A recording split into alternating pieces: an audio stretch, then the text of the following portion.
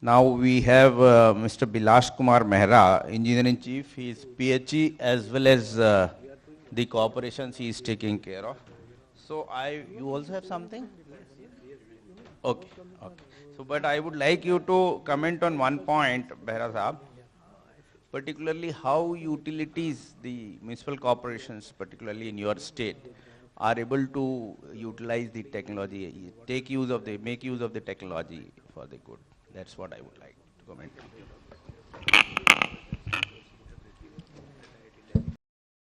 I extend my thanks to organizing institution to invite me, giving me opportunity to be here in this, participate in this program. Today's program is, we are the subject of water. You know, it is very sensitive now because there is no second option to water. You may say it is the sustenance of life or development.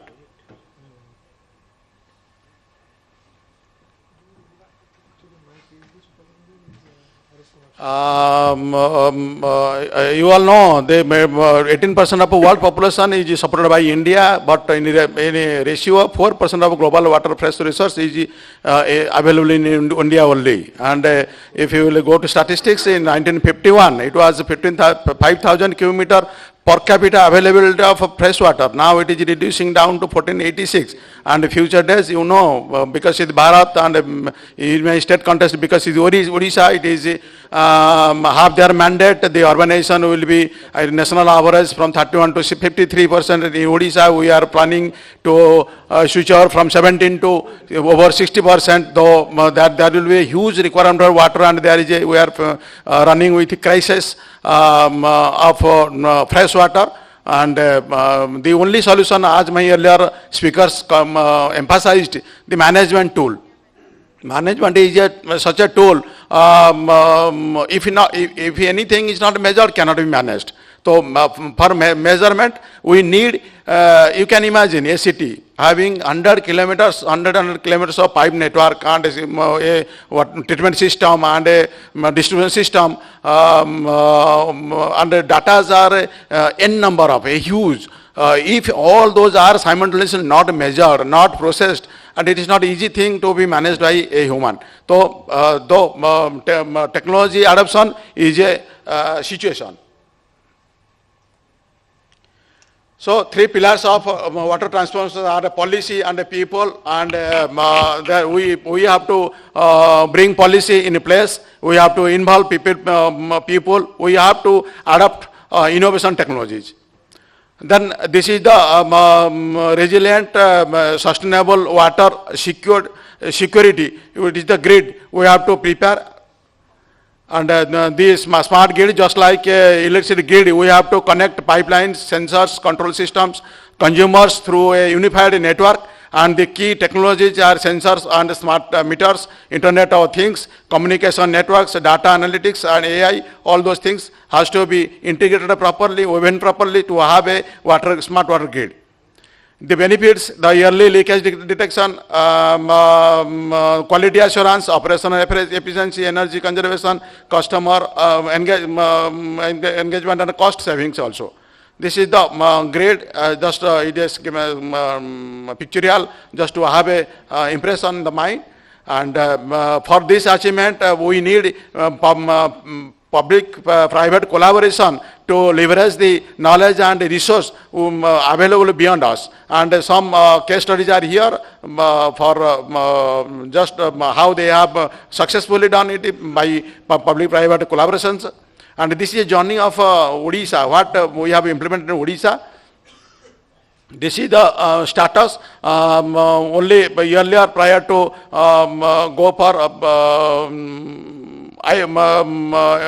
technology adoption, what are the preconditions? Only 40% for urban areas where pipe network conditions, and 30% household are covered, and lack of supply, lack of pressure, uniform, lack of unified distribution, last mile connectivity, all those things. And what we have now achieved, We have now achieved all 100. It was 1% for the earlier report, but now we are already achieved 100% pipe network coverage to all 115 ULBs, and all over 99% households have been connected with the tap water system, and we have achieved in the country the two ULBs. One is Puri, one is Gopalpur. We have achieved DFT there. We have achieved 24/7 over 17 cities.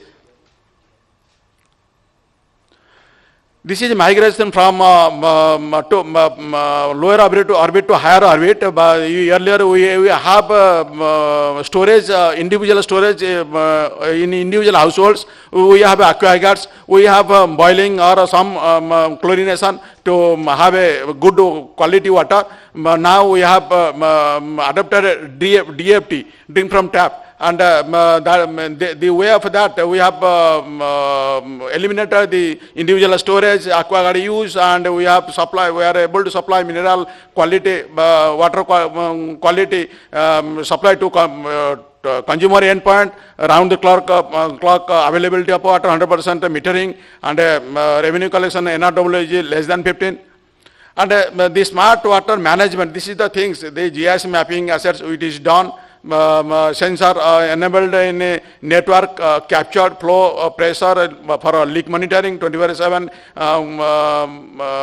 customer care, resolving water issues, lab on wheels, 24/7 quick response team, digital display boards for doing behavioral changes and awareness of the public.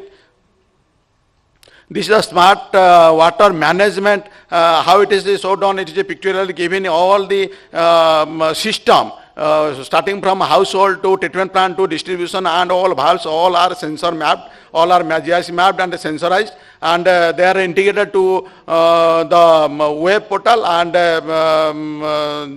then it is integrated through a central control command system, where from it is being controlled. The system is being controlled, and the any eventuality happening, it is being mapped, and it is also taken care of. These are the pictorials, how the sensors are installed and how it is integrated.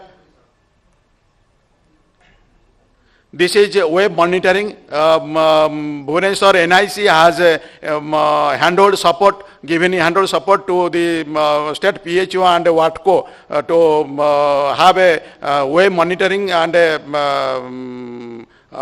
to improve water supply and introduction of DFT in Puri, Gopalpur, and on other extended scaling of ULBs. This is lesson learned from our experience, how the ferrule connections earlier, what was happening, that there the continuous leakage by dropping of water is also factoring the things. While when we approach to DFT, we have to address this thing by introducing the new things which stopped the even a single drop level. And this is the kind of a metering. Without metering, a DFT and a 24/7 is just impossible, because we have to tap the water leakages and water thefts. All these things, as this is a kind of batch chlorination to continuous sensor-based chlorination, and this is a metering. And these are challenges, and these are the solutions. It is listed here, how non-availability and of existing infrastructure is assets mapping is done by GS, IoT based, and it is technology based, how it is being resolved. By this way, we have achieved the national benchmarks. You can see every benchmark we have fully achieved, introducing all those things.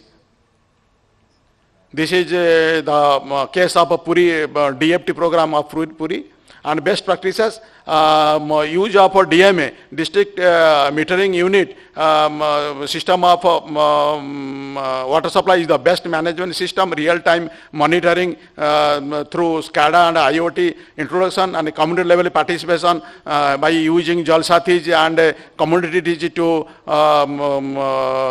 resolve the issues and revenue collections, and building up confidence among people, the quality of water and continuity of water, and the transparency governance system is also is a best practice of state, and these are the way forwards. At the last, I will say, for better management, we have to introduce the technology now available around us and leverage the knowledge and technology and introduce in our system for systemic improvement. Thank you. Thank you, Engineer Behera. Engineer Behera also emphasized upon the water crisis, as each one of us know, and the technology adoption is the solution. He also emphasized that the policy intervention as well as interface with the people, awareness of the people and behavioral changes, must be made among the people, because you have to tell them how important the water is. So he then explained the benefits of the water grid, smart water grid, PPP collaborations, technology adoption, particularly in respect of Puri and Gopalpur, where now drink from the tap is the thing, and smart water management he talked about. He also mentioned about few of the lessons learned there in his utilities.